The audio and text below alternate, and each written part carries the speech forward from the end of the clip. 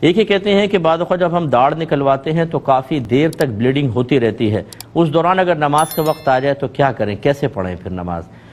دیکھیں، ایسا شخص شرعی معذور کے حکم میں ہوتا ہے کہ جب آپ کو یقین ہے کہ آپ کا خون رک ہی نہیں رہا اور نماز کا وقت نکل رہا ہے تو آپ تازہ وضو کریں اور نماز شروع کریں۔ اس دوران جتنی بھی بلیڈنگ ہوتی رہے آپ کی نماز صحیح رہے گی۔ اس کے لیے بہتر یہ کہ ایک آپ رومال ہاتھ میں رکھ لیں، نماز پڑھتے پڑھتے اگر زیادہ بلیڈنگ ہو تو اس رومال سے اس کو بلیڈنگ کو آپ روکیں گرنے سے کپڑوں وغیرہ پہ دیگر، لیکن آپ نماز جاری رکھیں۔ یہ بھی آپ کر سکتی ہیں کہ کوئی چیز لے کر یعنی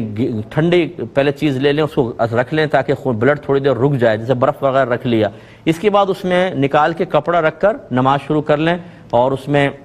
جس طرح اچھے انداز سے آپ قرات کر سکتی ہوں قرات کریں، نہ ہو قرات دل ہی دل میں پڑھ لیں، آپ کے لیے شرعی عذر بنے گا، اور اس طرح آپ نماز کو کمپلیٹ کریں۔ لیکن نماز چھوڑ نہیں سکتے ہیں چاہے کتنی بلیڈنگ ہو رہی ہو۔ پھر جب اگلی نماز کا وقت آئے پھر تازہ وضو کر کے آپ نماز پڑھیں۔